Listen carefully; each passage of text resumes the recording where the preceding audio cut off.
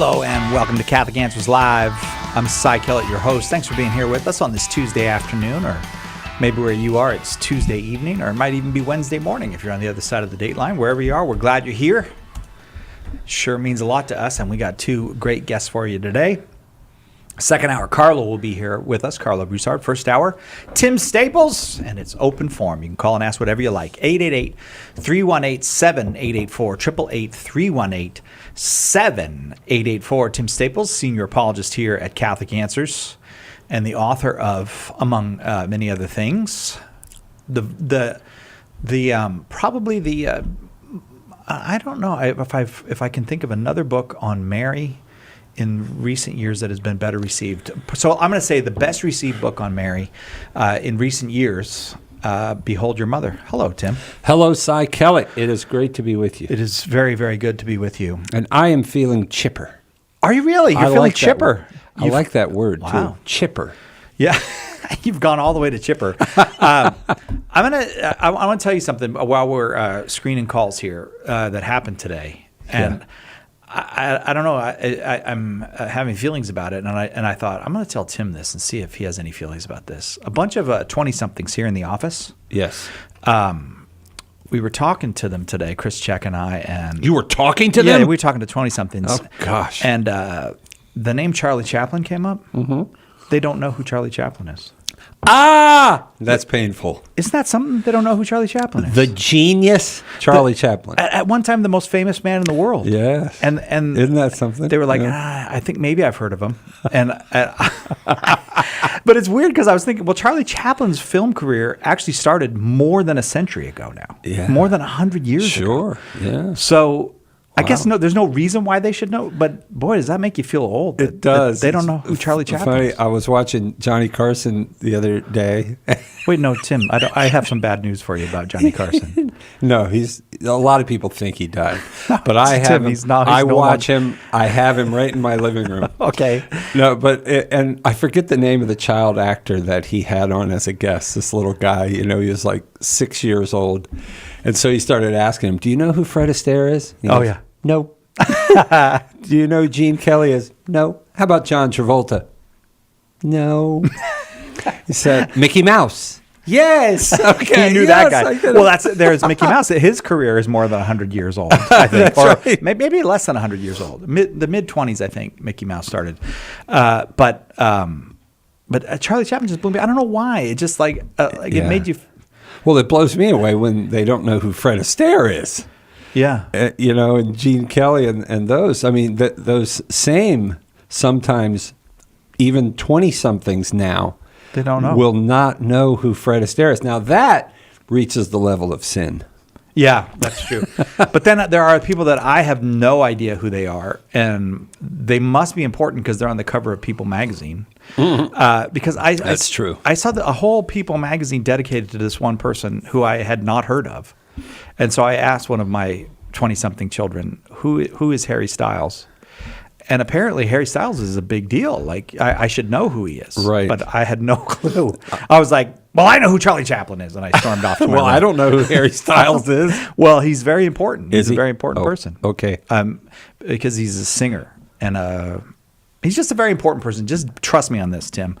888-318-7884 is the number. I knew I could tell you the Charlie Chaplin thing and you would be shocked. Because it really is kind of, I don't know. I guess time passes, huh? Amen, brother. Amen. I'm ready to go to calls. You ready to go to calls? Let's do it. All right. Dago? I'm going to go with Dago as a pronunciation here in Tampa, Florida, listening on the Catholic Answers Live app. Dago, thanks for downloading the app onto your phone. Did I get your name correct? Yeah, you got it correct. Well, I am very happy about that. Go ahead with your question for Tim Staples. Hey, Tim. Yes. So my question is, my wife and I are expecting a baby, and you have a question about that? It's possible. No. Girl. The answer is girl. Yes. All right. I'm sorry. Yeah. So it is a girl. So when she receives communion, is it possible that the baby receives grace from God as well, or is that just more than likely not the case? Right. Before baptism. Yeah. Yeah. Well, some people will argue, baptism of desire or something like that comes into play here, but I would argue not, because in order for baptism of desire to come into play, the person has to have a desire for baptism. So that technically would not be what comes into play here. However, if we want to sort of widen our horizons here of defining what baptism of desire is, what you have to understand is that the baby is entirely dependent upon his parents for grace, and that's true after he's born. He is going to be dependent upon you. Beautiful imagery of this in the Gospels. The man who's the paralytic, who's being carried by his friends to Jesus, and I think it's in Matthew chapter 9, as I recall. Jesus sees their faith, and he heals the friend. And the friend had no power to get himself to Jesus. He had to be carried to Jesus, and he was healed. So a baby is in that situation where he is entirely dependent upon his parents. Now, it's reasonable to conclude that the desire then of the parents would apply. Now, I know some are saying, well, are you saying then that if it's a baby of an atheist family and there's no desire in the parents, well, what happens? Well, is it limbo and that sort of thing? Well, of course, limbo is a theological possibility. But of course, we have all sorts of possibilities as well. I love the fact, Cy Kellett, that we celebrate the Feast of the Holy Innocents in the Catholic Church. Now, these were babies who were slaughtered at the time when Herod was trying to kill Jesus. And he slaughtered all the Holy Innocents from 2 years and under. And we have a feast day for them, and we consider them saints. So what does that tell you? Yeah. There's a possibility of the desire, the prayers of those who are not only parents, but even outside, because that's why we have the feast where we celebrate the Feast of the Holy Innocents. I love the fact that in the Catholic pro-life circles, you've probably heard this, but people adopt babies that are going to be aborted.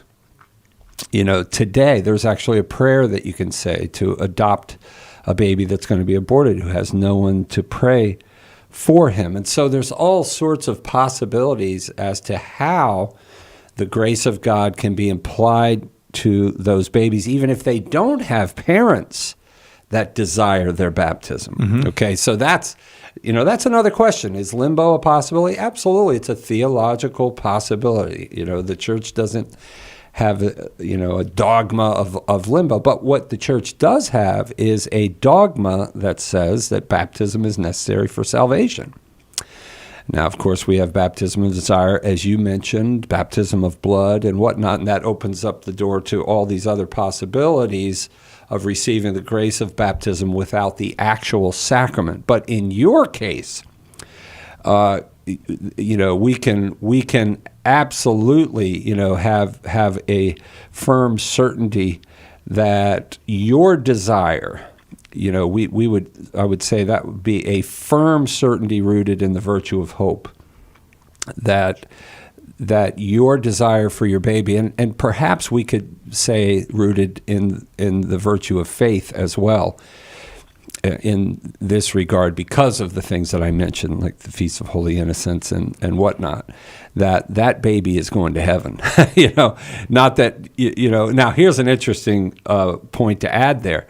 We don't want to be presumptuous either, because is it possible that the parents' lack of faith or inaction could result in a child not going to heaven? Instead, a place of natural happiness. Of course, that's a theological possibility. The Catechism of the Catholic Church in section 1260 and especially 1261 says that the Church knows the only absolute certainty we have with regard to salvation for babies or for anyone else is baptism. That is what God has willed for our salvation. So when you get outside of that, that's why I'm hesitant I more want to say this is ordered to the virtue of hope than faith, because the faith, we have infallible certainty when a baby's baptized, right? But when you get outside of that, you start talking about, desire and all these other possibilities. It's still a certainty, but it's rooted in the virtue of hope. So we make that distinction, right, Cy? I mean, we make the distinction between faith and hope. But in your case, we have a firm certainty that the grace of God would be absolutely active in the life of your baby. If that baby dies, I mean, that baby's going to heaven, right? After saying everything I've said, I mean, I would say that we could say with St. John in 1 John chapter 5, verse 13, when St. John says, "These things have I written unto you, that you may know that you have eternal life."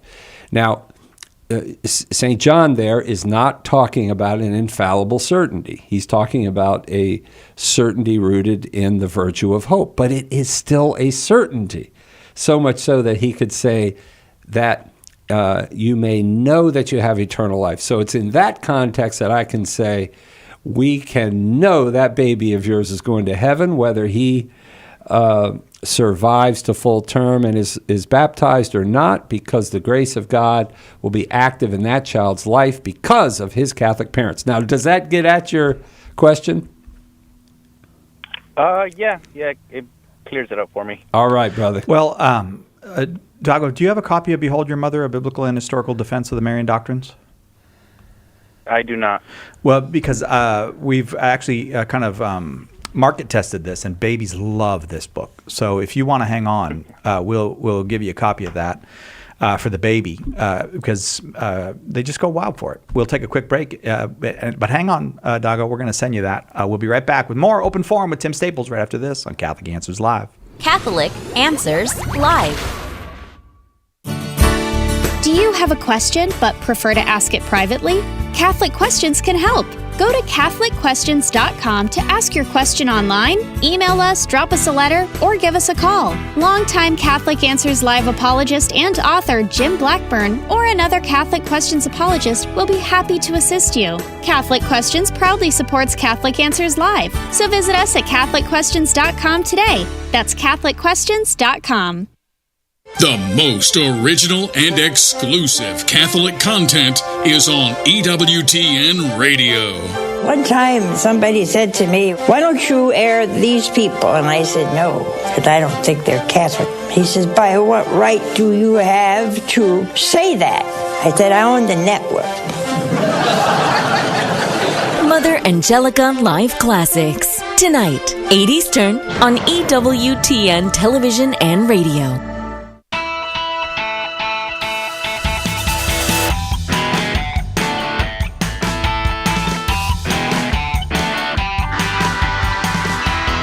Welcome back to Catholic Answers Live. Are you a member of Society 315? If you're not, it's time for you to become a member of Society 315. As a member, you get benefits: a welcome kit with a Society 315 t-shirt, a Catholic.com car magnet, and a perpetual 20% discount code for our online shop. Regular members get the members-only content, such as exclusive webinars, event invitations, and all kinds of digital stuff. Catholic Answers magazine, a whole lot more. And this month, today actually is the last day of this month, in commemoration of Catholic Answers Live's 25th anniversary. We're offering extra perks if you sign up at the $25 a month level, including a free premium subscription to the Hallow app, the #1 Catholic meditation, prayer, and sleep app. And you can get more information on what's available over at GiveCatholic.com. The last day to get that $25 deal for the 25th anniversary of this show, Catholic Answers Live. GiveCatholic.com. It's open forum today, second hour. Carla Broussard will be here this hour. Tim Staples is here. And right now we go to Bellevue, Nebraska. Ricky, listening on our website, Catholic.com. Ricky, thanks for the call. Go ahead with your question for Tim. Hey, thank you, Cy. Tim, my question is, I have a friend, a dear friend of mine who is a big church historian, a big church historian buff, and he and I talk about the Ante-Nicene Fathers a lot, and he claims that what he sees consistently in the ante-Nicene fathers is this notion of pacifism taken from the Sermon on the Mount from Jesus. Right. And he argues that before the time of Constantine, Christians did not take up any arms. In fact, they were very much discouraged to do so based on the principles of the Sermon on the Mount. But after the time of Constantine and then at the writings of Augustine, you have this idea of Christians being encouraged to take up the sword, and that's kind of, where you get into the Crusades and everything else.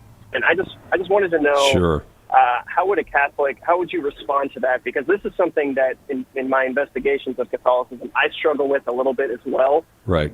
I'm not a pacifist, but at the same time, I struggle with somebody who claims to be a believer and is out for blood, if that makes sense. Right, so I right, wondered if you could interact with that a little bit. Sure. Yeah. Well, first of all, of course, biblically speaking, and I'll do this quickly, Jesus certainly was not a pacifist. I mean, he, and even St. John the Baptist, he praised, Jesus does as well, the centurion. And when a Roman soldier centurion asks John the Baptist, what should he do? John doesn't tell him, leave the military, right? He says, you act justly as a soldier, basically. And Jesus was the same way. And so, of course, Jesus was not a pacifist. The early church, now your friend, with all due respect, is looking at a very superficial version of the first 300 years of the Christian era. Because as you may know, we know of an entire legion, or I guess it would have been more of a brigade of Christian soldiers in the 3rd century. And they had been for some time. It stretches back much further than that. But the reason why we learn about them is because they were executed during a time of persecution, because an emperor said they had to offer to pagan gods, and they would not, and so they were executed. But the fact that you had this entire legion or brigade of Christians, nobody batted an eye at. That was understood. Christians were in the service of the emperor all the way back to, St. Paul writes about in his letter to the Romans and elsewhere of folks in Caesar's household that were already Christians and whatnot. So, yeah, and even some of the fathers like Tertullian, Origen, who was famously, tended toward pacifism, if you read them carefully, and it's been a while since I read it, but I believe Tertullian is an example where he sort of tends toward pacifism, but there are also some times where he writes about soldiering as well as being part of the Christian tradition. So I think it's a very selective reading of the fathers, and certainly a selective reading of history, because like I said, Christians were, and the church never condemned those Christians for serving in the Roman legions in the early centuries. So while I would agree there were some fathers like Origen and Tertullian, Origen probably even more so, who either tended toward or taught pacifism, and there were others of the early Christian writers who did, it was certainly not the doctrine of the church, and the church cannot just create doctrines out of whole cloth. When you have Jesus, John the Baptist, when you have, St. Paul in Romans 13, 1-4, talking about how the government is established by God and wields the sword with the authority of God. In Romans 13, as I mentioned, you have Jesus himself saying similarly in John chapter 19, verse 11. Now this is first and foremost with regard to the death penalty, but the same principle applies, because government has the obligation to protect its citizenry against violent attacks, either by foreign enemies or domestic enemies. And that, when Jesus said concerning Pilate, when Pilate said, "Don't you know I have the authority to put you to death or to set you free?" Jesus said, "You would have no authority except it were given to you by God." Jesus acknowledges that the state has the authority, the power of life and death given by God to protect its citizens. So that's clearly New Testament. It's Jesus, it's St. Paul, and it has been the perennial teaching of the church. In fact, magisterially, the church has been consistent up to and including, of course, as I'm sure you know, the Catechism of the Catholic Church. I believe it's section 2309, as I recall, which teaches just war doctrine. And mind you, this is not just war theory. It's just war doctrine. This is a doctrine of the church that the church has held for 2,000 years. Okay. All right. Thank you. I appreciate that. Could you do you maybe have do you know of that legion that you spoke of in the Absolutely. Century? Do you know, like any you know what? I wrote to something. investigate that? I wrote an article on it some time ago. So just leave your information with our call screener, and I'll shoot you over an email with the reference. Okay. Thanks, Tim. I appreciate it. All right. Hang on, Ricky. Edgar's going to get to you right now. It's open forum. Tim Staples is our guest. Our number is 888-31-TRUTH, and we go to Houston, Texas next. Paul is listening on Guadalupe Radio in Houston, Texas. Go ahead, Paul, with your question for Tim. My son is in confirmation preparation right now, and he seems to think after confirmation he doesn't have to go to RE anymore. And I told him I believe he does. I thought I read in the catechism, children in the Catholic high school, you must send them to RE, or you'd be committing a mortal sin. And could you expound on that? Do you know anything about that, or where it is, or what you've heard about RE through the 12th grade? Right. No. There, you would not be committing a mortal sin if you don't send your kids to religious instruction. It's encouraged, absolutely. The church encourages it. The bishops encourage it. But no, there are always extenuating circumstances. So this isn't a matter of dogma or something, thou shalt. This is a matter of helping your children, and the church wants to help your children to grow in the faith. But there are often times, like I know in my situation, for example, my oldest son could not go to RE because he's autistic. So we schooled him at home. And, of course, the church is fine with that. And at times, the church, I know my pastor allowed us with another son to basically school him at home for other reasons. So this is not something that's dogma. No, it's not a mortal sin. What would be a mortal sin is if you refuse to teach your children. Remember, the parents are the first teachers of the children, even before the church. This is one of the reasons why we refer to the family as the domestic church. As a father, I have the first responsibility to my children to teach them the faith. And I've always had a good relationship with the pastors of my churches, and that's why we, like I said, had 2 cases where we schooled our kids at home. So it's not an absolute sort of thing, but absolutely he's required, number 1, to obey his father. So you can tell him that. Right. You got to obey your father, who, Right. as 1 Timothy chapter 5, verse 8 says, and this is talking to fathers, not bishops and priests. It says, he who does not, or let the father know, who does not provide for his family. And the context is not just putting corn chips on the table, but, providing by teaching the faith to his children. Let him know, that is the one who does not provide for his family, he has denied the faith, and he is worse than an unbeliever. So that's the responsibility on you and on me.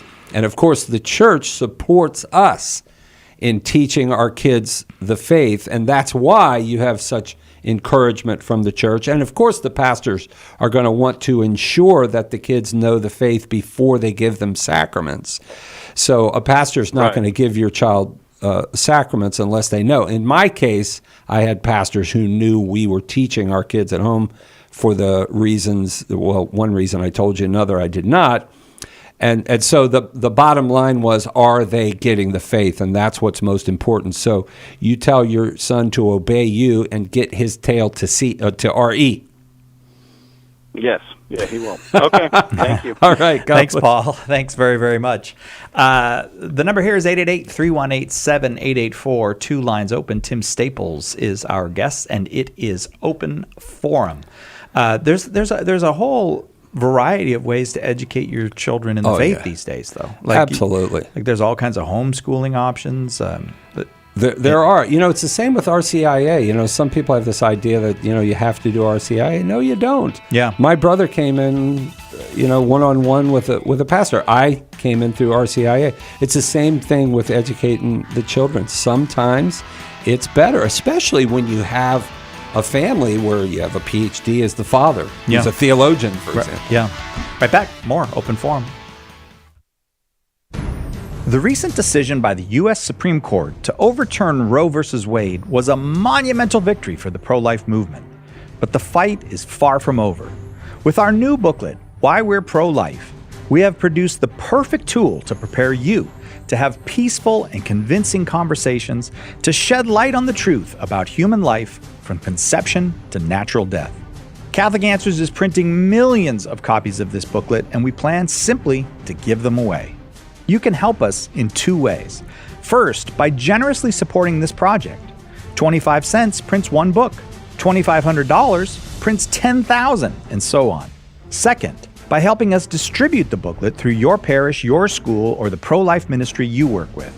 Catholic Answers is going to blanket the country with why we're pro-life, but only if you step up and help us. Thank you so much. For more information, visit whyweareprolife.com. Want to know more about the origins of the Catholic Church? Joe Heschmeyer explores the beginnings of Christianity in The Early Church Was the Catholic Church. Joe digs deep into the words and actions of those who lived right after the apostles to refute anti-Catholic claims of how the faith was lived back then. Order your copy of The Early Church Was the Catholic Church today at shop.catholic.com or get it at a good Catholic bookstore near you. Catholic Answers Live is 25 years old. That's a quarter century helping people come into deeper communion with the Catholic faith. As we move into our second quarter century, please help us reach thousands more by becoming a Society 315 monthly donor. Right now, when you join Society 315 at a monthly giving level of $25 or more, we've added some extra perks to the other great benefits we already offer members. Go to givecatholic.com and choose the monthly option to start your donation. Hi, this is Janet Williams. We embrace the essence of feminine spirituality on Women of Grace tomorrow at 11 a.m. Eastern here on EWTN Radio. Now, back to Catholic Answers Live.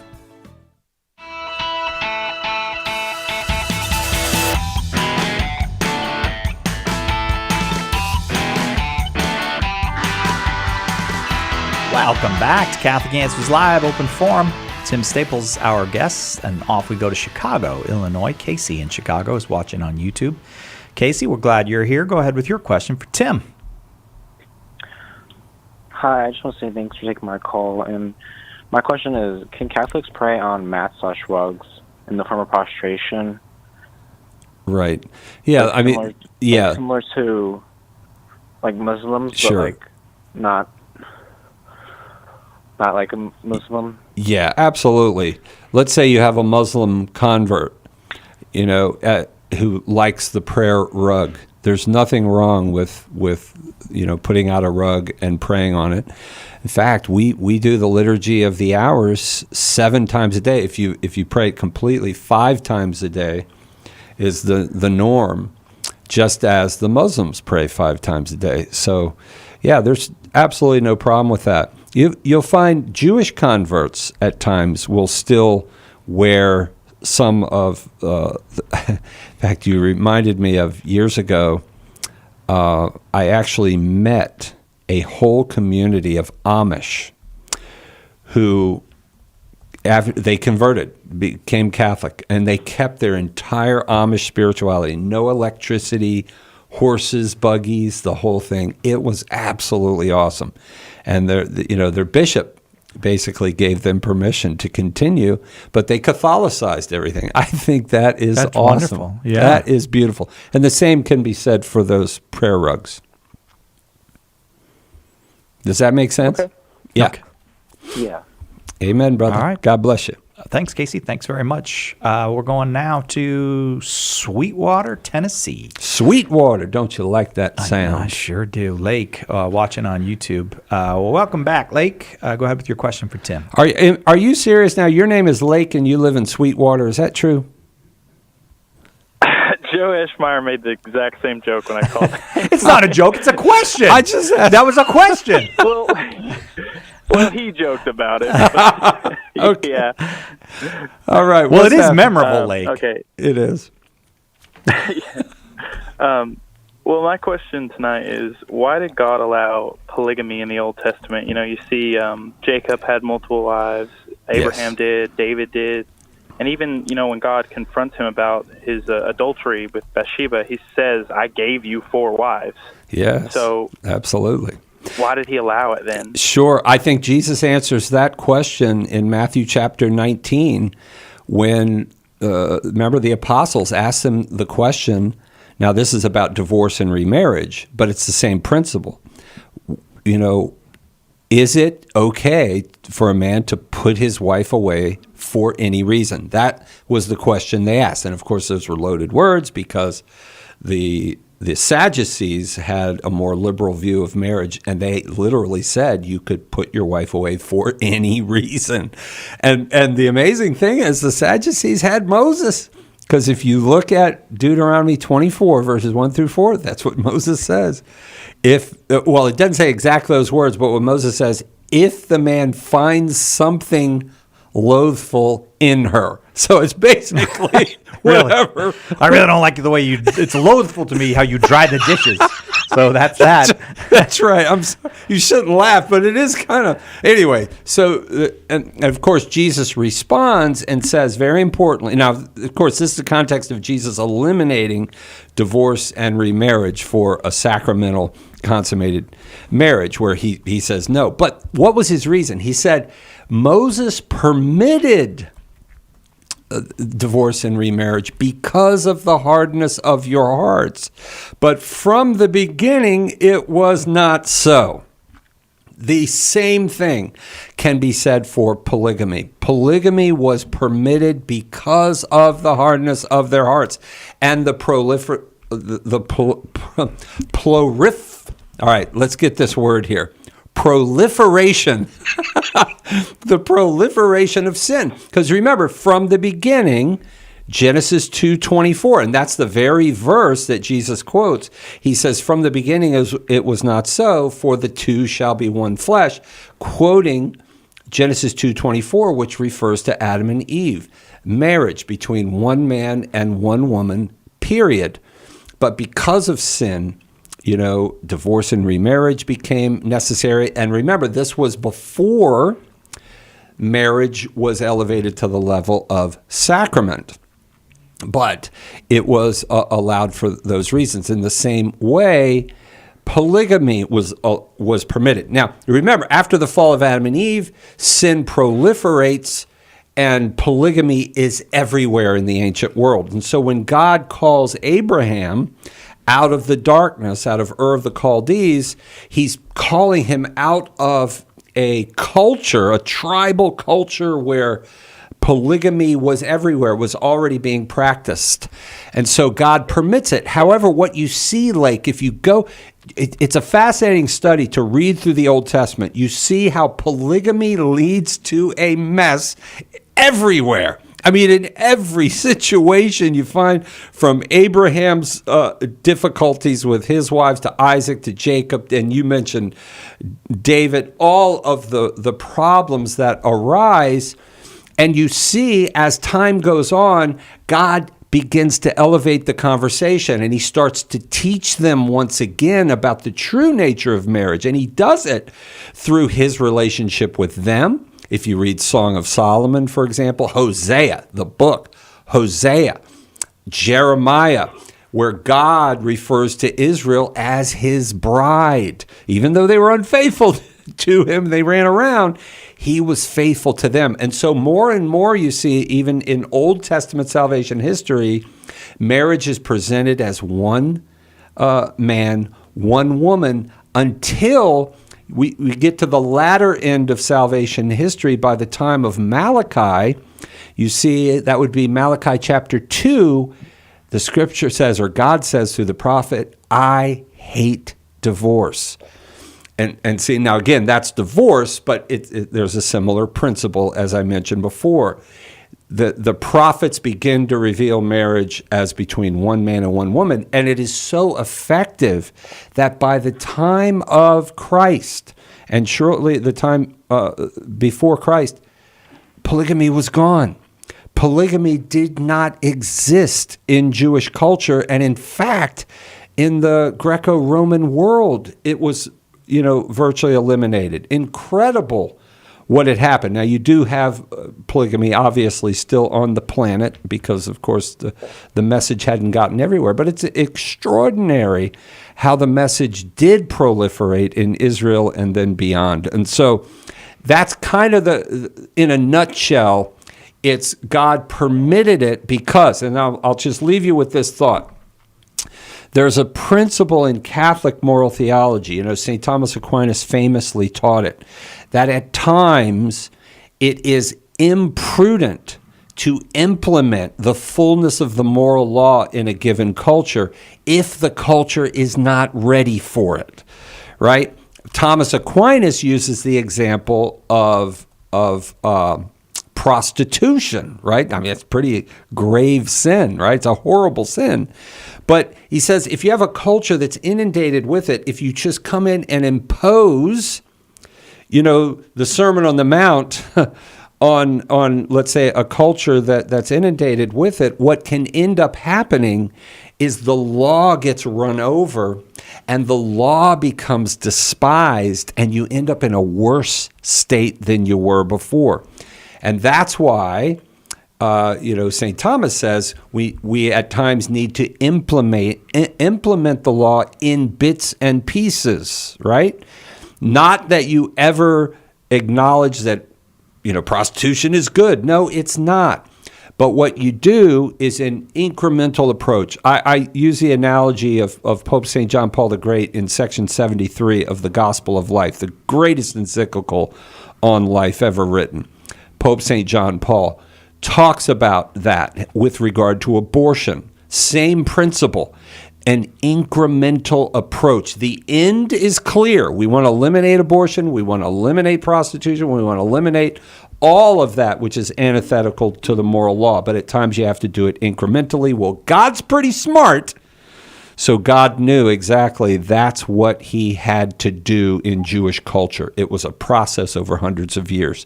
Does that help at all, Lake? Yeah, definitely. Thank you. All right, brother. All right. God bless you. And next time you call, same joke. That's right. All right. All right? Be prepared, Lake. All right. Thanks very much. We're going to Houston, Texas next. Ty in Houston, Texas, listening to EWTN on Channel 130, Sirius XM satellite radio. Go ahead, Ty, with your question for Tim. Good evening, gentlemen. Good evening. Just a quick question. This morning at Mass, a question popped into my brain that for some reason I've never thought of before. And at the time, what did the Mass is? At the time that the priest has the water poured on his hands and says, wash away my iniquities and cleanse me of my sins, are his sins that he may have committed actually absolved at that time? Yes. However, Ty, remember, it doesn't work by magic. His disposition is crucial in the matter, but it is a sacramental. It is, the holy water and such that he washes his hands with, and the prayer absolutely can take away venial sins and punishment due for sins in accordance with his sorrow for sin as well, but not mortal sins. Generally speaking, mortal sins are not taken away except by the sacrament of confession. Now, of course, if you make a perfect act of contrition included in that is the intention to go to confession, even mortal sins can be taken away. But of course, the priest, if he's in mortal sin, needs to go to confession like anybody else as soon as he can, after Mass. But yeah, generally speaking, yes, that is efficacious in taking away venial sins. Okay, gentlemen, that was my only question. All right, brother. Thank you very much. All right, Ty, thanks very much. Appreciate the call. Perfect timing, as a matter of fact. Time to take a break. We'll be right back with more Open Forum with Tim Staples and also his utter shock when the hour comes to a conclusion just 15 minutes from now. That's not going to happen. It's not going to happen. All right, right back with more Catholic Answers Live. There's only one Catholic Answers Live. Underwriting for Catholic Answers Live is provided by Real Estate for Life. Real Estate for Life connects home buyers and sellers to real estate agents while supporting pro-life organizations. On the web at realestateforlife.org. Do you love praying for people? Have you ever wanted to use your gift of prayer to share Jesus with others and build up the body of Christ? Start a public prayer station with St. Paul Street Evangelization. Listen to people's needs, pray with them, or invite them to meet you at church. St. Paul Street Evangelization can help you get started.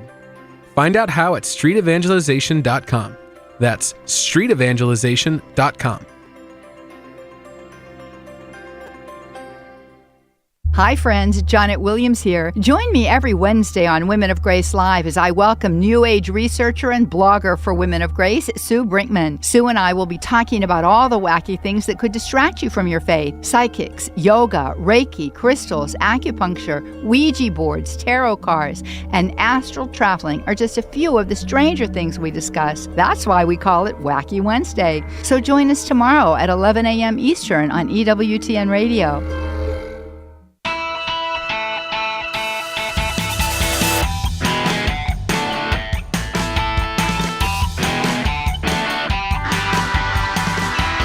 Welcome back to Catholic Answers Live. Wow, lots and lots of folks on the phones today. Tim Staples here with us first hour. Next hour, Carlo will be here, but we'll continue with Open Forum. Open Forum means open to anybody with any question at all about the Catholic faith. 888-318-7884. Going to Hastings, Michigan now. Aaron, watching on YouTube in Hastings, Michigan. Nice to talk with you again. Aaron, go ahead with your question for Tim. Hi, guys. Thanks for taking my call. Yes. As you guys probably know, I'm a lapsed Catholic. Okay. Actually, I did not know that. Oh, I thought I mentioned that before. Okay. Well, anyways, I may not have been the guy you mentioned it to, but yeah. All right, Aaron. I was actually wondering, why is it that Catholics worship Mary and the saints through prayer? And are we still beating our wives as well? That's the important... No, I'm joking. Yeah, well, we don't worship Mary and the saints through prayer. Forgive my feeble attempt at humor there, my brother. But no, we do not worship. If by that, now in Catholic sort of linguistics, we use the term adore. We adore God and God alone. So it is a sin. If you're using the word worship in the sense of the adoration that is due God alone, then absolutely not. The Catholic Church condemns the worship of anything or anyone other than Almighty God. That's condemned under the first commandment, thou shalt not make any graven image of any likeness of anything, be it in heaven or earth or under the sea, and thou shalt not bow down and adore them. That's the key. So when you see Catholics, praying to Mary and the saints, having statues of them and so forth, we are not adoring them as gods. In fact, we are honoring them for the great saints, members of the body of Christ as they are, right? And Aaron, there's two essential reasons why we worship. There you go. You almost got me, Aaron. There are two essential reasons why we give honor to the saints. And one is their office, and two is their personal holiness. And I'm sure you know how the scripture talks about the office in 1 Timothy 5:17, give double honor to the teaching elders. 1 Thessalonians chapter 5, I guess that would be about verse 12. St. Paul says the same thing. Honor those who are over you in the Lord. Hebrews 13:17. There are many examples where we honor. And I like the way St. Paul says it to Timothy in 1 Timothy 5:17. Give them double honor. What does that mean? Well, I give a priest double honor, twice as much as I give this knucklehead right here, Cy Kellett. At least twice as much. At least. At least. Because of their office, right? Well, there's another, and of course, Mary being the mother of God, we honor her as such, but also for their personal holiness. The greatness of the various members of the body of Christ is another reason why we honor them. And of course, the Blessed Mother herself in the Magnificat tells us in Luke chapter 1, verse 48, all generations shall call me blessed, for the Almighty has done great things for me. It's the great things that the Blessed Mother has done through the power of the Lord.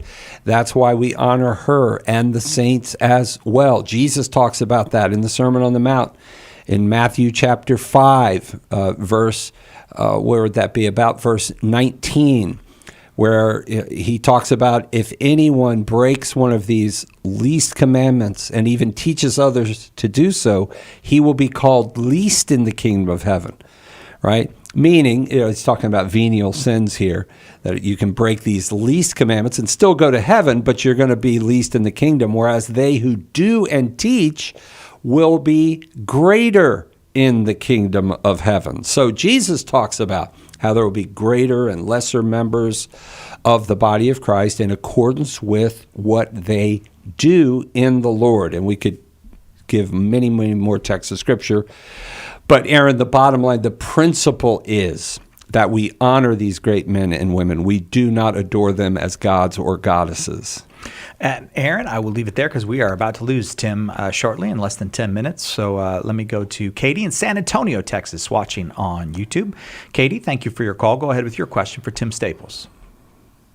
Hi, thank you guys so much. My question was, are we supposed to give too much meaning to dreams? I know that dreams are significant, like in the Bible with St. Joseph and King David, but I don't know if we want to be wary to interpret them when there isn't clarity. I had a family member who had a dream involving angels trying to keep her son from bad decisions, but they didn't declare themselves as angels and didn't give her explicit instruction. Right. Yeah, it's an important question. You're right. We don't, as Catholics, we don't want to go to either extreme.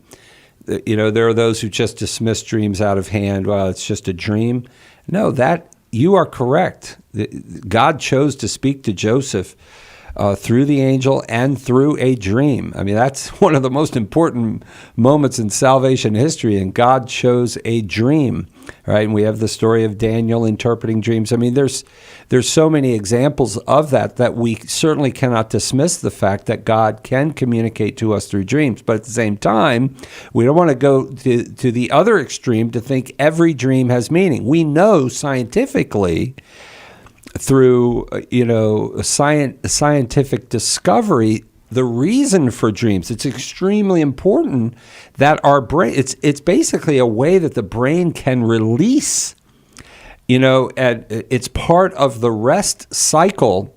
In fact, I know this because I went through sleep apnea and did these tests, and I actually learned from a doctor what I'm sharing with you, and I learned it firsthand, that you go through REM level is where you have dreams, and then you pass through to deep level, and your brain absolutely needs that to be restored. And then as you're coming out of deep level, you get to REM again, you'll dream again. So you'll often dream early and late when you're going to sleep and then coming out of sleep. But all of it is a process whereby our brains are healed. They're able to relax and be healed, and you sort of vent, with dreams. So sometimes these dreams, and people will have the weirdest dreams, and it's like, dude, no, it doesn't mean, you're a weirdo or you need help, or because sometimes dreams can be absolutely crazy. So we don't want to try to interpret all of them. Some are just physiological. And so, it's always good, and I always recommend folks to have a spiritual director. It's a good thing to have one if you do. I know everybody can't have a spiritual director, but it's a great thing to have a priest or a holy person as a knowledgeable person as a spiritual director to toss these things by. But if you can't, there are good books. Thanks be to God, we can't always get spiritual direction, but by golly, we can read Catherine of Siena, or we can read St. John of the Cross. You talk about the best spiritual director of all time, St. John of the Cross, right? Or more recently, one of my favorites, Father Benedict Groeschel, his book, A Still Small Voice, which is phenomenal. It's a book on, how to hear God's voice and know whether it's God's voice or not. That would be a great book to read to help people to discern whether a dream is truly of God or just something physiological, or in some cases as well, they can be attacks of the enemy as well, because the enemy of our souls does have access to our imaginations, and so that can also be a possibility. So the bottom line is, we can't give you some dictum right now, well, this means that one's okay and this means it's not. It really does require, like all things in our spiritual lives, spiritual direction. But, one rule of thumb I would toss out to folks, does it bring you the peace of God? If it doesn't bring you the peace of God, as Paul describes in Philippians 4:6, the peace of God that passes all understanding, discard it. Get rid of it, right? If it brings you peace, that is a really good start. Katie, thank you. I really hope that was helpful to you. I'm going to Kathy now, trying to get everybody on here in Omaha, Nebraska, listening on Spirit Catholic Radio. Kathy, thank you for the call. Go ahead with your question for Tim. I've read and also heard people refer to the Blessed Mother as an unwed mother. Oh, my and goodness. Yet I've also read that when they were betrothed, her and St. Joseph were betrothed, that was actually being married. Absolutely. So can you clarify that? Absolutely. And by the way, maybe we can send her a book. I know of a book called Behold Your Mother, A Biblical and Historical Defense of the Marian Doctrines. Actually, I wrote that book, and I have a section in there where I teach on this. But I'm going to send out a copy to you if you don't mind. But let me just toss that. That'd be. Yeah, and I deal with this in the section on the perpetual virginity of Mary. I deal with this. But one thing you want to look at is Deuteronomy chapter 22, verses 23 and 24, where the inspired author says, if someone sleeps with a betrothed woman, they are to be, both of them, to be put to death if she does not cry out. That's a whole nother story. But he is to be put to death. Why? Because he slept with his neighbor's wife. So notice how in Deuteronomy 22, betrothal, and by the way, it says a betrothed virgin. It says if anyone sleeps with a betrothed virgin, he is to be put to death because he slept with his neighbor's wife. And that's because the betrothal was. So when you read in Luke chapter 1, is that verse 27? Where the angel Gabriel comes down to a young betrothed woman, the Blessed Virgin Mary. She's married. So it's absolutely wrong to say that the angel is talking to an unmarried woman. That is simply ahistorical. And folks who say that really don't understand the nature of marriage in the Old Testament, and generally they don't understand the nature of marriage at all. But that there will get you started. But would you like us to send you out that free book? Oh, you bet. All right, Kathy, hang on. We'll send you over to Edgar, and Edgar will get your information, and we'll send you Behold Your Mother, A Biblical and Historical Defense of the Marian Doctrines, another book by Tim that I often fail to mention. Let me mention it now. Nuts and Bolts. A practical how-to guide for evangelism. Oh, you were going to say that. I was just about to say that. Yes, I was. Did you mention, because or did I miss this, that the fact that Joseph intended to divorce Mary? Amen. In Matthew chapter 1, verses 18 through 24, that's right. When Mary comes up pregnant, Joseph determines, I will divorce her quietly. Why would he divorce her? Apolusai in Greek, which every time it's used in the New Testament means divorce. If they weren't married, he's going to divorce her because they were married. Thank you, Tim Staples. That was a very fine hour. Coming up, Carla Roussard Get on the line because it's gonna be a busy hour, but we've got we'll have 3 lines open because as soon as Kathy gets her book, we'll have another line open. 888-318-7884. Open to anyone, any question about the Catholic faith. 888-31-TRUTH.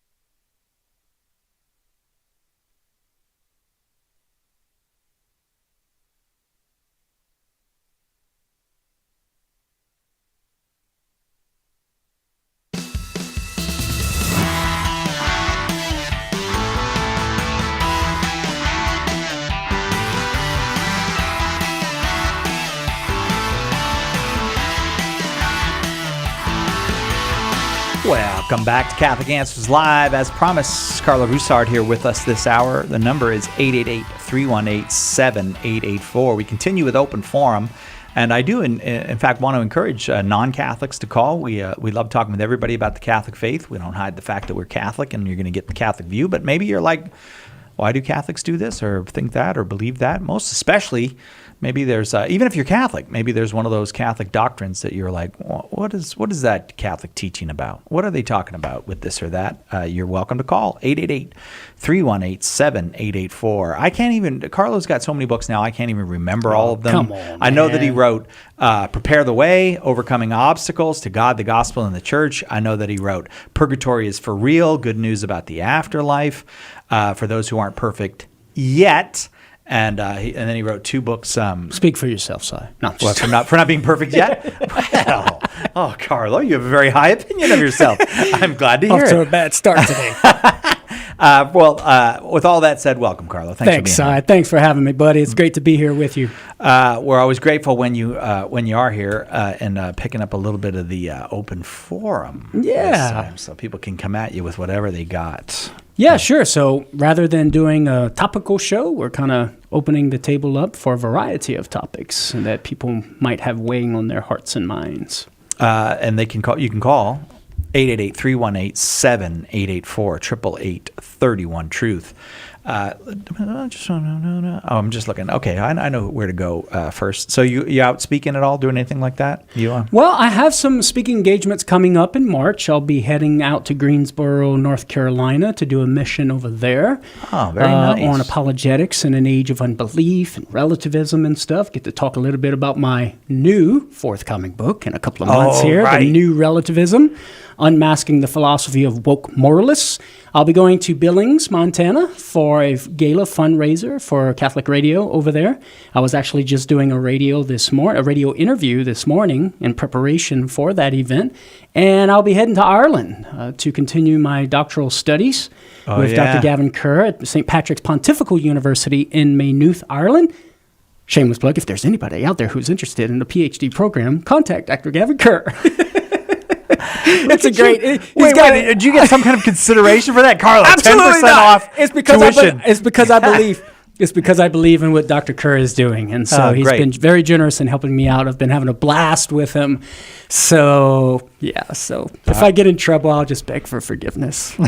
Why would you get in trouble? I don't know. Like, there's these on-air rules that sometimes you got to know. Like, don't say this, say that, or whatever. Yeah, and you can't take tuition bribes to. No tuition bribes. Okay. Absolutely. No, I not. believe you.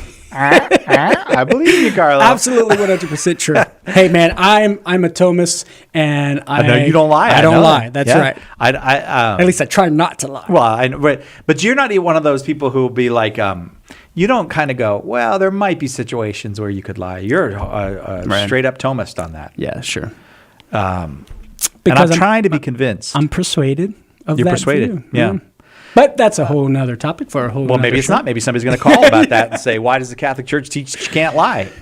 888-318-7884. I didn't even finish the phone number because the first call is from Billings, Montana. Didn't you just say you're going to Billings, Montana? I did. Is this a setup as well, Carlo? It is not. Really? It is not. Absolutely I don't know, that's not. 2 in a row. In fact, I actually thought when I was taking a peek at the screen here, I was like, "Oh, that's interesting." Yeah, that is interesting. All right, let me give out the phone number, Grace, and then we'll get to you. 888-318-7884. Grace is in Billings, Montana, listening on Billings Catholic Radio, for whom Carlo works, apparently. Go ahead, Grace, with your question for Carlo. Hi, thanks for taking my call. So I am doing a write-up for our parish, and one of the things that I was asked to cover was on fasting, like why we fast and whatnot, and the laws for fasting in our faith for during the Lenten season and whatnot. And so I was also touching on, are you aware of fasting before communion and why we do that? But when I looked up the canon law on that, it had these 3 little points, and I had never heard that before, that the elderly do not have to. It says the elderly, the infirm, and those who care for them. And I always knew the sick didn't have to. But I when it said the elderly, like, how general is that? What age are they talking about? Right. And then I read something on that Immense I'm not sure how you say it, Caritatis? Trinitatis, Okay. from the Pope. And it seemed like it was referencing, at that point, more like those who were elderly that were confined to their homes or some type of nursing home. So I was like, I was never taught that. So I was trying to understand what that was all about. Okay, well, you can look online at the USCCB and type in quote-unquote fast and abstinence. And with regard to the norms on fasting, it states that fasting, which would be Ash Wednesday and Good Friday when fasting and abstinence is obligatory, and of course, Fridays during Lent are obligatory days of abstinence. But with regard to fasting, the obligation is for those from the age of 18 until 59.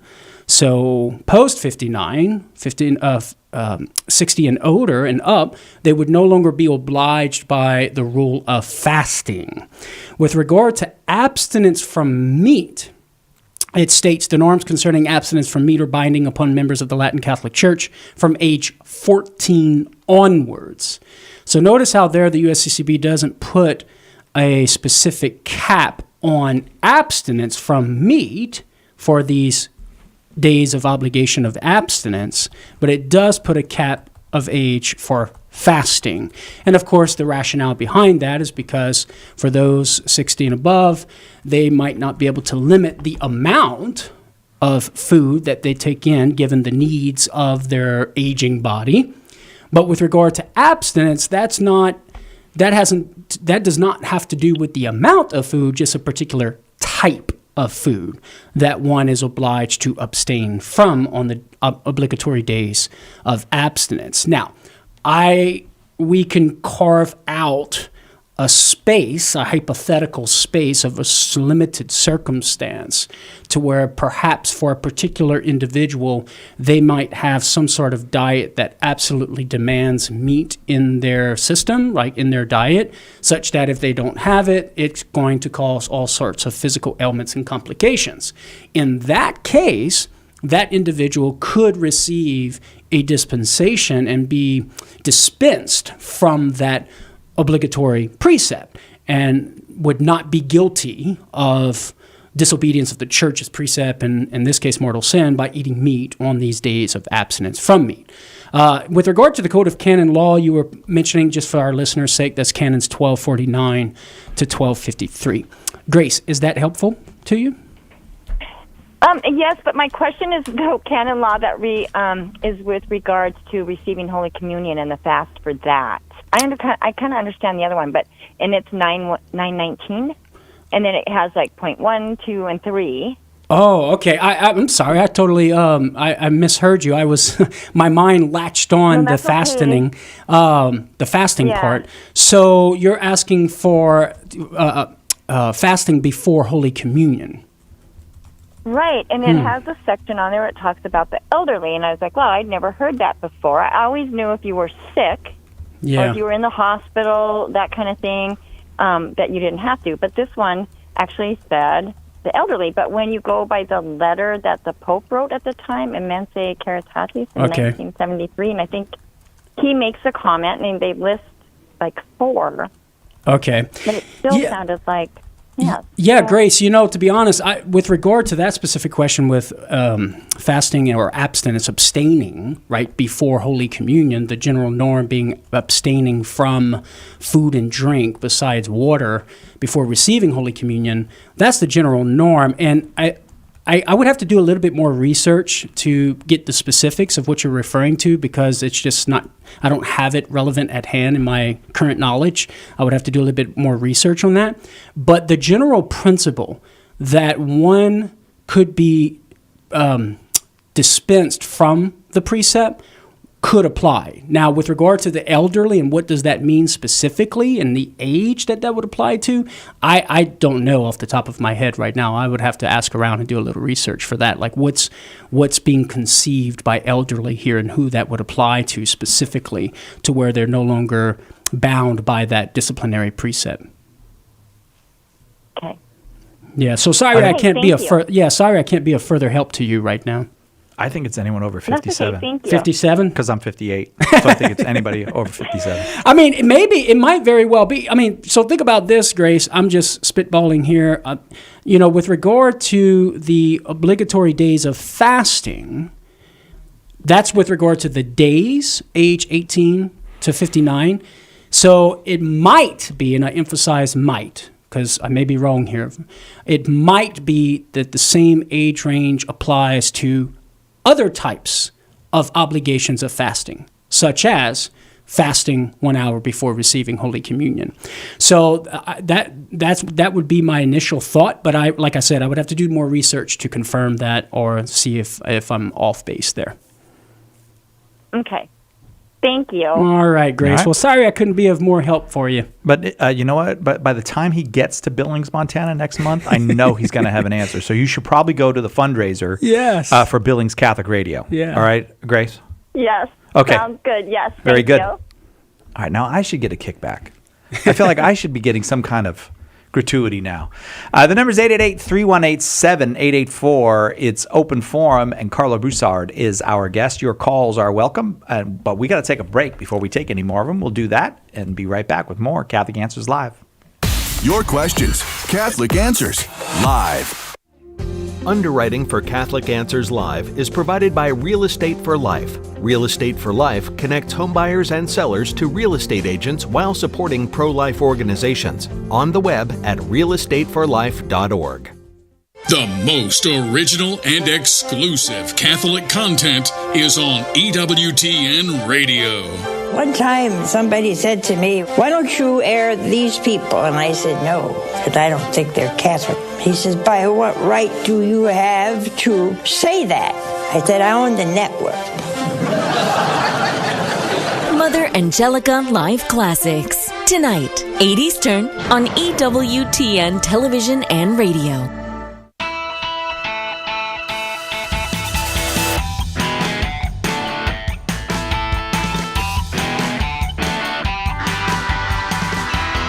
Welcome back to Catholic Answers Live.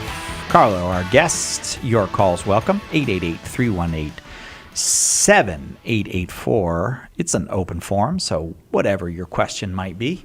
Got a question about Mary? Got a question about the Bible? Got a question about the moral teaching of the church? 888-318-7884. Going now to Matt in Illinois, listening on the Catholic Answers Live app. Matt, thanks for downloading the app onto your phone. Go ahead with your question for Carlo. Gentlemen, hello. I was just wondering why it takes so long, maybe a year or more, to come into the Catholic Church, and we have biblical examples. The Ethiopian eunuch, the Philippian jailer, even 3,000 people in one verse in the Book of Acts come in that very day. So why does it take so long? Yeah, great question, Matt. Well, my first thought would be this, brother. The citations that you refer to in the New Testament definitely show us that it is permissible and something that can be done for someone to immediately enter into the Catholic faith upon acknowledging the name of Jesus, believing in him, and agreeing to what it means to be a Catholic Christian.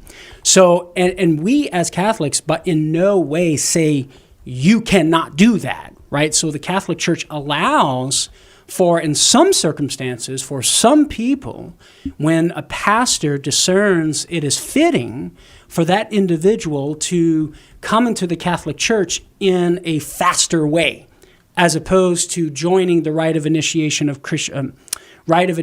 for Christian adults and go through the several months process before entering into the faith. So at least for a Catholic, Matt, we would recognize that the citations you refer to and are the ordinary course of events of people going through the RCIA program, that's reconcilable. So, but then we're still left with the question, well, what's the rationale behind taking that time for somebody to go through that journey in order to receive baptism? Well, one answer is that it's pointing back or reconstituting a lived experience of the early church, where post-New Testament age, right in the very beginning of early Christianity. You had the catechumens, those who were preparing to be baptized, going through formation and learning the Christian life and what we to believe as a Christian, what we are to do as a Christian before being baptized. And that took some time. And so the church, modern church today, has reclaimed that ancient practice of going through that time of formation during the season of Lent in preparation for Easter in order to prepare the people to make sure they know what they are getting into, what they are assenting to, the promises or the vows that they're going to be taking, that they need to know what they will be professing. And that's a good thing, right? And especially for people who are coming into the church from no religion at all, say, they need some time to process what the Christian faith is all about, to inquire, to ask those questions, so that when it comes time to be baptized, they can say yes with informed consent. And it also serves the good of rooting the seed, right, tilling the soil, in order that that soil will be nice and ready to receive the seed, so that when the seed flowers, it can remain strong. It's rooted deep in the rich soil, and it's going to be healthy, and it's going to grow, and it's going to flourish, as opposed to the seeds that are dropped on the pathway and picked off by the birds, or thrown in the rocky soil when they come up and they wither away. So one rationale behind the RCIA, or even just a pastor sitting with someone for several months to go through an instruction, is to avoid that seed being thrown in the rocky soil, coming up, withering away, or being plucked away by the birds. And so it's all ordered to ensuring, to the best of our ability, that that person is going to be able to receive the seed of the Word of God in a good way, so that it can root itself deep in the soul and manifest the fruits as it flowers by God's grace. Is that helpful to you, Matt? Okay, yeah, it just seems like a year is a little excessive. I don't know if you'd agree with that, but I will think on these things. Thank you.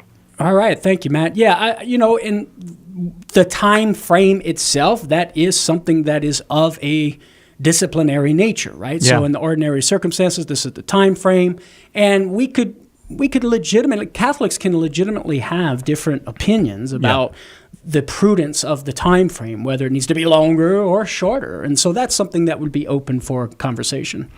I have heard, maybe it'll be a comfort to Matt. There is a broad critique. Lots of people have critiqued the church's practice here in the United States of taking so long. Right. So you do see that. But you also see the other side of it, of people who go through the RCIA and then end up not practicing the faith, and you wonder, well, are we doing enough? So, and in those cases, sometimes it's not because there's not enough. It's not about the quantity. Yeah. It's the quality. Yeah. And in some places, there is a lack of quality with regard to the formation. And so you get an unfortunate effect that comes about where the person ends up leaving the faith because of a lack of qualitative formation in the process itself. Again, thanks, Matt, for the call. I'm going to go to Pedro in Columbus, Ohio, listening on 88.7 FM. Pedro, thank you for the call. Go ahead with your question for Carlo. Yes. Good evening. Thank you for taking my call and question. And it comes from maybe my misunderstanding or lack of understanding the definition. But if Mary was the most pure of all and free of all sin, even natural sin from Adam and Eve, then why did she experience pains at birth, on the birth of Jesus Christ? I'm assuming that means that she had pains of labor and all of this. So why did she experience that if she was free of all sin, even natural sin? Okay, Pedro, fantastic question, and there's a lot on the table here. So bear with me. I'm going to try to untangle a few things and bring some light and some clarity, hopefully. So the first thought that we can get out on the table is that there is no essential and necessary connection between being free from original sin and experiencing labor pains. Is it true that labor pains are an effect or a curse or a temporal punishment due to the original sin of Eve? Yes, that's clear in Genesis. But it doesn't follow from that if one is free from original sin, then she necessarily must be free from the labor pains. And here's an example. We know that death is also a temporal punishment consequence of the original sin. But it doesn't follow from that if one is free from original sin, then necessarily they must always live and never die. That's obviously false, right, Pedro? I mean, because our Lord, he was free from original sin, but yet he still died. So his death is not evidence that he had original sin. He can be free from original sin and still die. So at least logically here, Pedro, it's at least logically possible that Mary could be free from original sin and still have labor pains. So labor pains would not in any way be a threat or impinge upon our belief that Mary was free from original sin from the moment of her conception. With that said, it is true, Pedro, that in our church's little t tradition, that would be common teaching, ordinary magisterium of the church, that it's commonly believed that Mary was free from labor pains. So, for example, you have Pope Alexander III in the 12th century writing a personal letter to an Islamic sultan in which he affirms that Mary was free from labor pains, free from pains in giving labor. The Council of Trent Catechism, this would be even a higher level of the magisterium, but not infallible, just what we call the ordinary magisterium. The Council of Trent Catechism affirms in it that Mary gave birth without experiencing any sense of pain. And then we also have the liturgical tradition. There was a Mass celebrated in the Latin Rite before the 1969 reform of the liturgy. The church prayed in that Mass, Mary at the foot of the cross, that she who had given him birth without the pains of childbirth. And I would recommend that you check out on our website, Pedro, at Catholic.com. Our previous guest here, my colleague and our good friend Tim Staples, wrote an article entitled, "Was Mary Free from Labor Pain?" And he articulates all of these magisterial references. He even appeals to Scripture, a couple of scriptural references that some theologians and scholars have looked to as pointing to the possibility of Mary being free from labor pains. And so we can definitely affirm its support of Catholic common teaching, not infallible, but nevertheless ordinary common teaching, that Mary was free from labor pains. And so for us as Catholics, the question becomes, well, what does that demand from us? Must we believe that?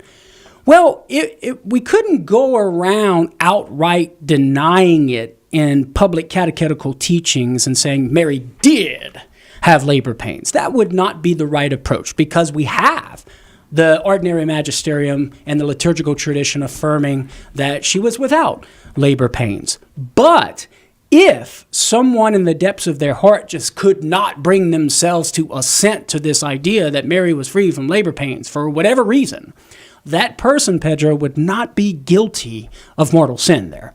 Like, it wouldn't be grave, serious matter, right? Like it would be if in the depths of my heart, I just can't affirm that Mary was bodily assumed into heaven. Well, if I'm denying that in the depths of my heart, that's grave, serious matter, and with full knowledge and deliberate consent, I'm going to incur mortal guilt, the guilt of mortal sin. But in this case, in this particular teaching, Mary being free from labor pains, if somebody in the depths of his or her heart just can't bring themselves to believe that, they would not be guilty of mortal sin. So those are the various aspects. There's various different facets of this diamond here. So hopefully that's helpful for you, Pedro. Thanks, Pedro. Thanks very, very much. We don't have to take a break just yet. I guess I can get another caller on before we have to do that. The number here is 888-318-7884. It's open forum, and we go to Joe in San Antonio, Texas, listening on the Guadalupe Radio Network. Joe, glad you're here. Go ahead with your question for Carlo. Hey, how y'all doing? Thanks for taking my call. I just had a quick question. So, from what I understand, during the Mass, the bread and wine, through transubstantiation, literally transform to the blood the blood and body of Jesus, correct? Mm-hmm. And if so, like, what if you were to like look at it? I mean, would it literally? It wouldn't literally be that, correct? And like, how do I, like, what's the explanation for that? Yeah, Joe, here we're dealing with things that are going to go beyond what we can empirically verify through the means of modern science, the methods of modern science. Oh, I hear the music there, Joe. So please, buddy, hang on, and we'll try to get to your question on the other side of the break. I hope you will hang on, Joe. We have two lines open right now. 888-318-7884 is the Catholic doctrine you'd like better explanation of. We're here for that. Right back with more after this on Catholic Answers Live.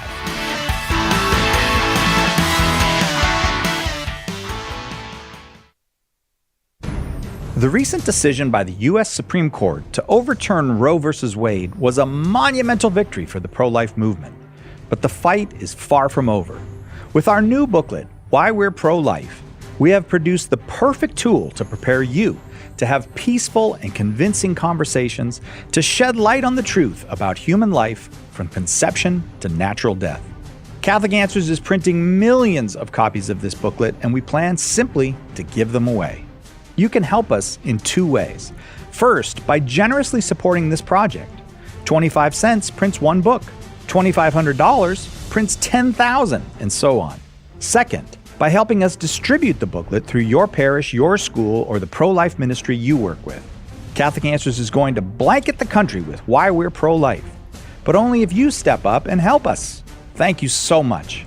For more information, visit whyweareprolife.com. Want to know more about the origins of the Catholic Church? Joe Heschmeyer explores the beginnings of Christianity. In the early church was the Catholic Church. Joe digs deep into the words and actions of those who lived right after the apostles to refute anti-Catholic claims of how the faith was lived back then. Order your copy of The Early Church Was the Catholic Church today at shop.catholic.com or get it at a good Catholic bookstore near you. As Catholic apologetics have gotten stronger, Protestant responses have gotten stronger as well. And now they have their own answers to rebut the standard Catholic proofs. Don't fret, we've got you covered. In his new book, Meeting the Protestant Response, apologist Carlo Broussard gives well-reasoned biblical answers to Protestant comebacks. Order your copy of Meeting the Protestant Response today at shop.catholic.com or ask for it at a good Catholic bookstore near you. Hi, this is Janet Williams. We embrace the essence of feminine spirituality on Women of Grace tomorrow at 11 a.m. Eastern here on EWTN Radio. Now, back to Catholic Answers Live.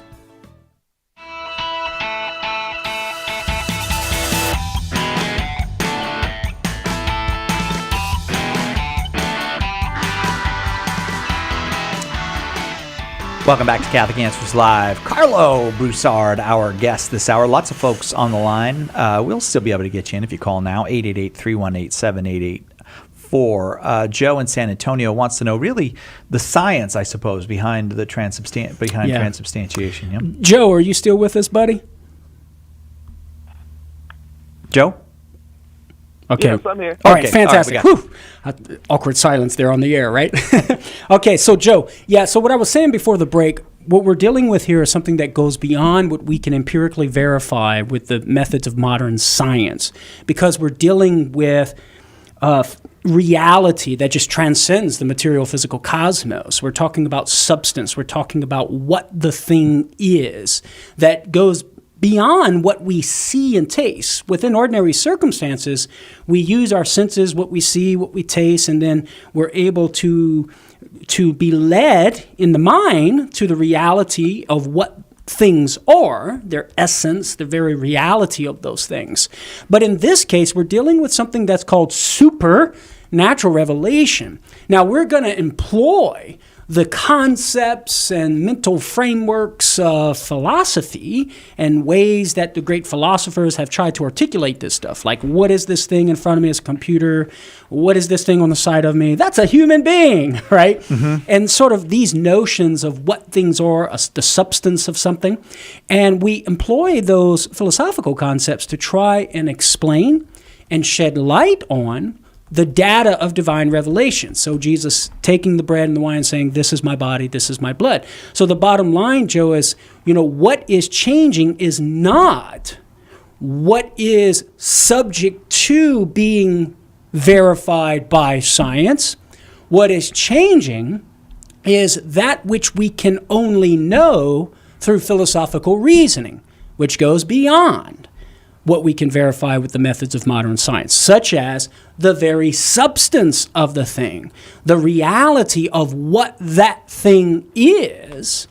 And we are affirming, we profess and believe, based on divine revelation, that the very substance, the reality, the whatness of bread completely ceases to exist and turns into changes, and there is present now the very substance, the very reality of Jesus' body. And of course, with the wine, the substance or the whatness of wine changes into the very reality of Jesus' blood. So think about this, Joe. Let's use the wedding feast at Cana as an analogy, where Jesus changes water into wine. So in that case, what you have changing is the very whatness, the substance, the reality. It was water, then it was wine.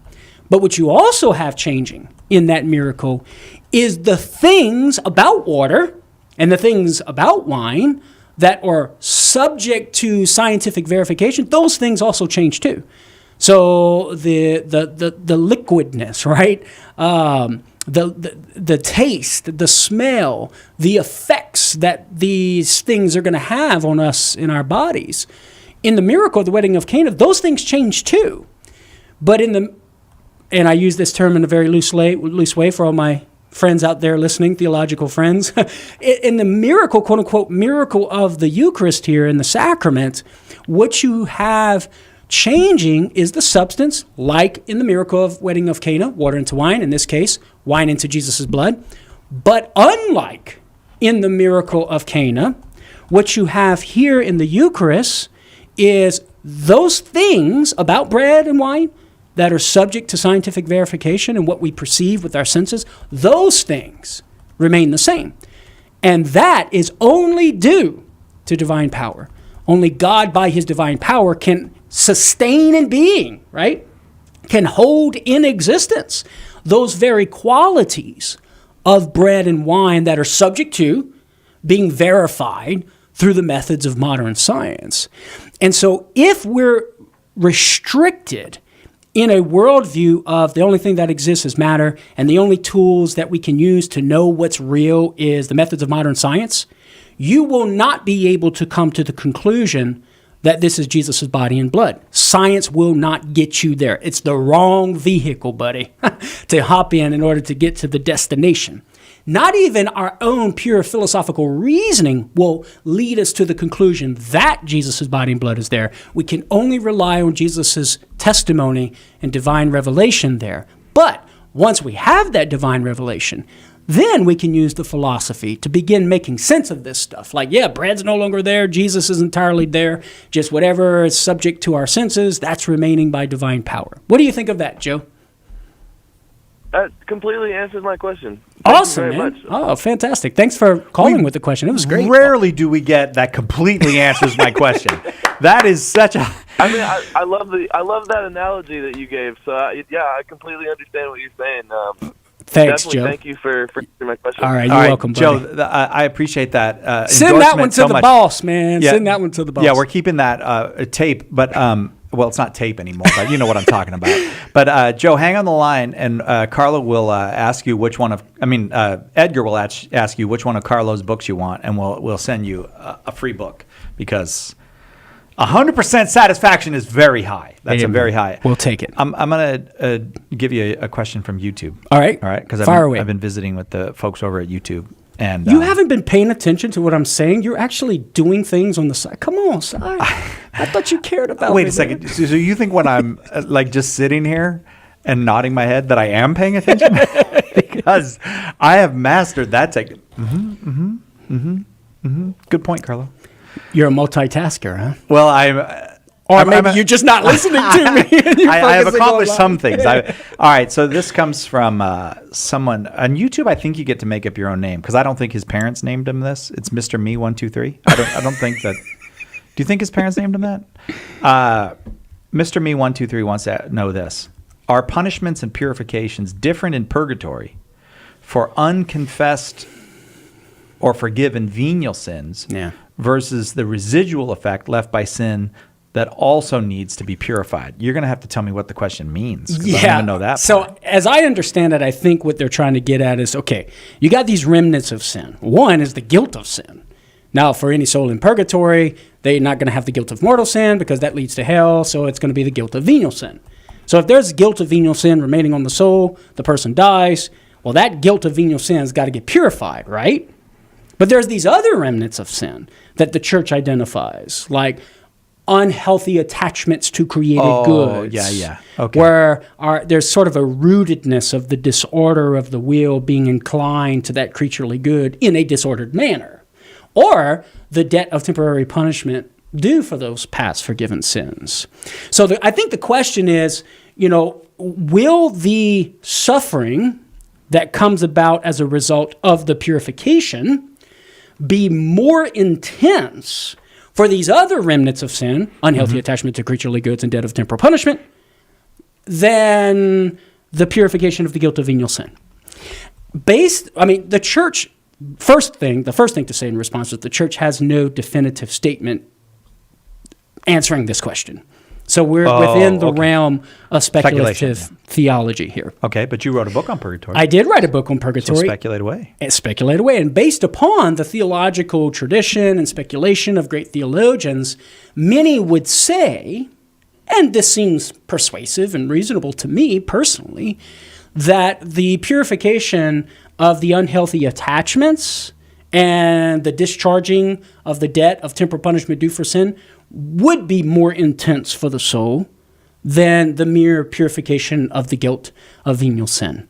So I would be inclined to go with that view until proven otherwise. I'm sure there's other argumentation out there to the contrary, but that seems reasonable to me. Aquinas points this out when he's talking about the intensity of suffering in the final purification that we call purgatory, that, for example, the more deeply rooted an unhealthy attachment to a creaturely good is within the soul, the more intense the suffering will be when being finally purified of that unhealthy attachment. The more debt, or perhaps debt of temporal punishment due for past forgiven sin, a more serious sin is going to be proportionate to a greater degree of debt of temporal punishment, and even severity, you might say, of temporal punishment due for that past forgiven grave sin, as opposed to a debt of temporal punishment for a past forgiven venial sin. So one could make the argument that there's going to be a proportion between the gravity of the sin and the debt of the severity of the temporal punishment that's due for that forgiven sin. Yeah. Right? Does that make sense? That makes perfect sense. So try not to sin so much. That's what I'm getting out of this. When you take all of that into consideration, it seems reasonable to me that suffering would be more intense for the soul for some souls who have unhealthy attachments to creaturely goods that are more deeply rooted, or more severity of temporal punishment due for grave sins, as opposed to just the guilt of venial sin being remitted. Got it. Mr. Me 123, I don't believe that's your real name, but I'm glad we got your question on. Thank you very much for the question. We got lots more calls, but we got to take a quick break. We'll be right back with more Open Forum on Catholic Answers Live. Hang on. Catholic Answers Live will return in a moment.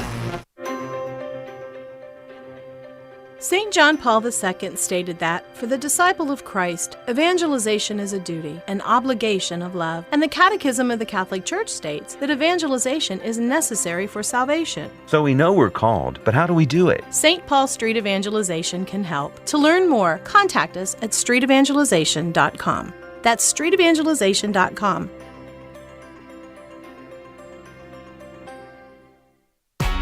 By providing quality programming faithful to the teachings of the Catholic Church, EWTN is television that viewers can trust. Whether it's films, documentaries, news coverage, lively discussion shows, or kids programs, we highlight the truth that is the eternal Word. For a complete schedule of EWTN television programs, visit EWTN.com and click TV. EWTN, the Global Catholic Network.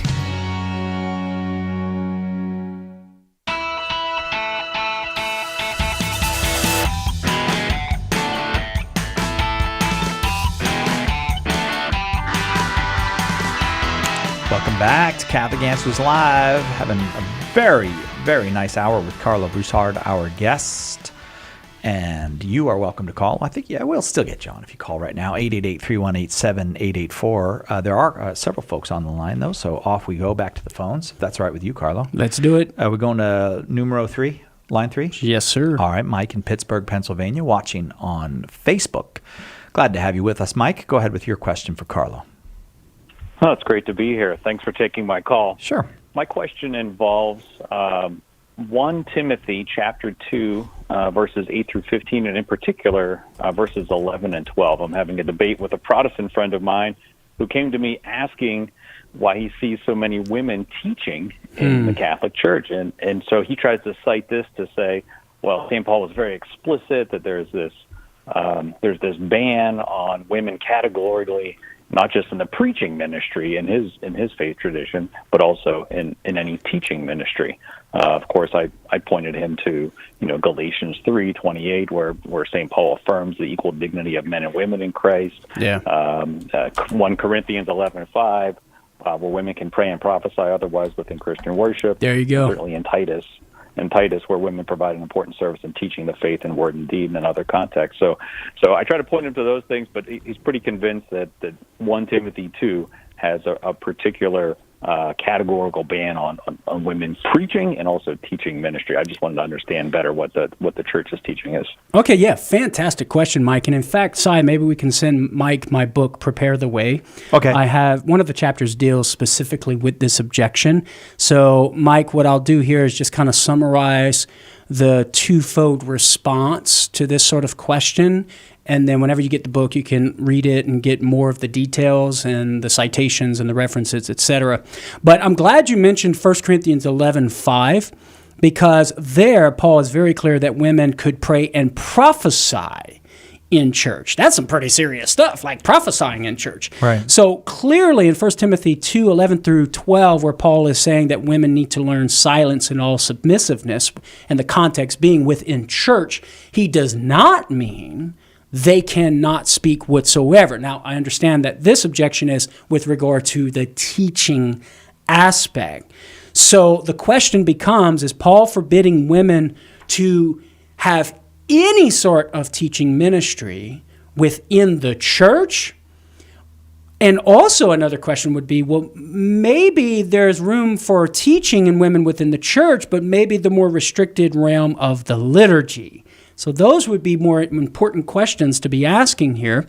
So we can look, first of all, Mike, to the Congregation for the Doctrine of the Faith in 1976 and its document Inter Insigniores on the ordination of men only and for the exclusion of women to the priesthood. The document, the CDF, deals with this very question and these biblical texts, 1 Corinthians 14:34-35 being another text similar to 1 Timothy 2:11-12. And there, Mike, the CDF provides a plausible interpretation of this as Paul is saying women were not allowed to give official instruction within the Christian assembly. So notice there, we would want to draw a distinction between teaching in a general way and official teaching, like in the homily, say, within the liturgical assembly. So Paul speaks of teaching, but that's a bit ambiguous as to precisely which kind of teaching he's referring to.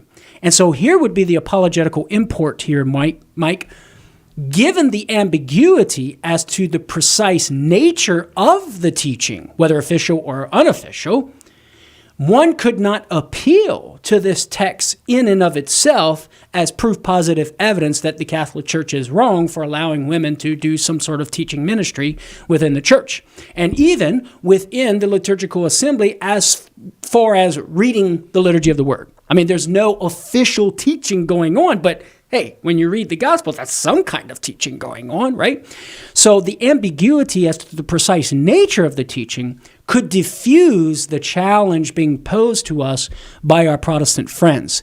And then a second plausible interpretation that I explain in this chapter in my book is that it could be that Paul is trying to address a specific problem that arose within the Church of Corinth involving women. So notice how Paul gives this, that would be, I'm speaking with regard to the Corinthian church, but the same line of reasoning would apply to Paul's instruction to Timothy as well, right?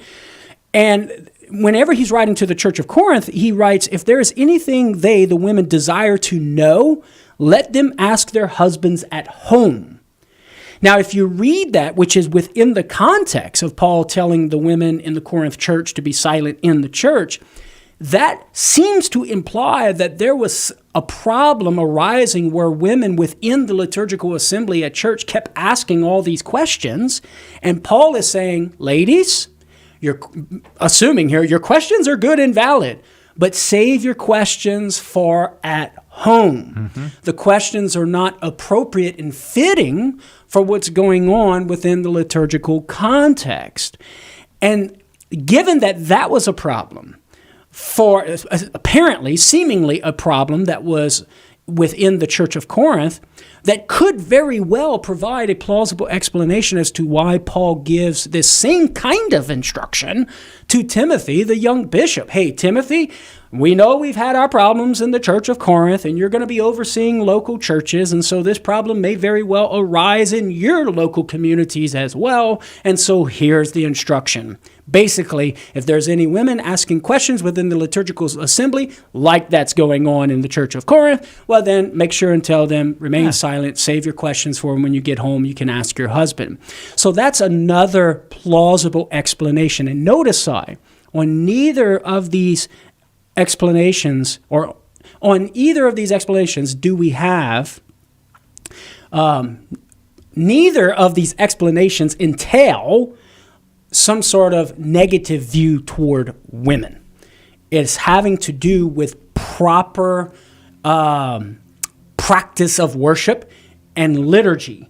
And Paul is giving guidelines for that liturgy that just so happens in these contexts to involve women. If it's the official capacity, that's the man's job because it's a male-only priesthood. If it's this other situation of questions being asked, Paul is trying to bring order to the liturgical community, which would fit with what Paul says elsewhere in 1 Corinthians 14, if we're talking about the Church of Corinth, about speaking in tongues. Paul's trying to bring order to that within the church assembly they need to calm down and That's right. Celebrate the liturgy. So apparently there was a lot of stuff going on that Paul's having to deal with, and he's just simply transferring that wisdom and knowledge to the young Bishop Timothy as he moves forward in his bishopric. Mike, what do you think? I would give that a 99.9. Really? Because if you had given him 100, I was going to give you a free book, but 99.9 is good, so we'll take that. That's fine. You already promised a book. I look forward to reading it. Okay. That's right. He already had his book. Okay. All right. It does seem to me that Paul is quite open to men and women as partners in his ministry as an apostle. I was thinking about Priscilla and Aquila, like in the book of Acts. It doesn't say like Aquila took Apollos aside. It says they both took him aside and they explained to him the faith. So you get I don't know. I was thinking about that when you were talking, that Paul does not seem at all concerned that women shouldn't be joining in this ministry of sharing the good news. Right. It's only if we follow inter insigniorius there, it would be within the boundaries of official capacities of ministry that belongs particularly to the male-only priesthood. Okay, I hope Mike's getting his book right now, but thank you, Mike. Let's go to Sue in Columbus, Ohio, listening on 820 AM. Sue, we're glad you're here. Go ahead with your question for Carlo. Yeah, thank you for taking my call. I am walking with an RCIA candidate and who is having a little bit of challenge with the fact that missing Sunday Mass is a mortal sin. And I'm, was trying to explain how Sunday is important. It's the day of the Lord's resurrection. If you have a schedule conflict, you can go to the Vigil Mass on Saturday. Right. And why would you want to miss any? But she also mentioned, well, you could go to Mass every day of the week. So why Sunday? Why this? Yeah. Right. All right, So Sue. I'm just wondering what else maybe I could share with her. Okay, well, there's several different issues here that I think we can begin untangling and sort of lay the cards out on the table. So one thing is the issue of authority. So if the question is, whence does the church have this authority to say these things and make these precepts, right, and give us these disciplinary laws? If that's the question, well, then we could answer that in saying, well, the church gave Peter and the apostles the authority to bind and loose. That's in Matthew 16:19, Matthew 18:18.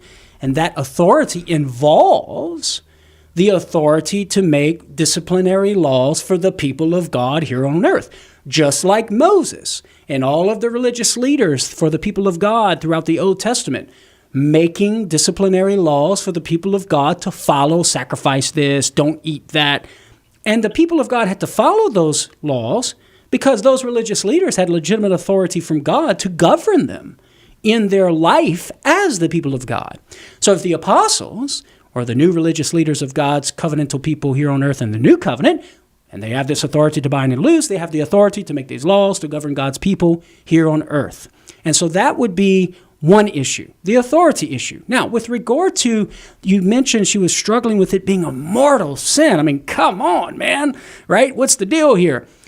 Well, first of all, to miss Mass with full knowledge on Sunday, Sunday Mass, Sunday obligation, with full knowledge and deliberate consent, that's an act of disobedience to the church. But because this discipline involves the greatest thing that we can do, not only as Catholic Christians, but as a human being, is to worship the living God in the highest form of worship, the holy sacrifice of the Mass, the disobedient action takes on a grave matter. It becomes grave and serious to disobey the church in this disobeying the church is something we ought not to do ever, right? But in this particular circumstance, it's going to be grave matter. It's going to be a grave, serious thing because of the gravity of the situation. Namely, we're disobeying the church, telling us to go and do the most important thing that we can possibly do as a human being and as a Catholic Christian and worship the Almighty God by offering the sacrifice of the Mass in union with the priest.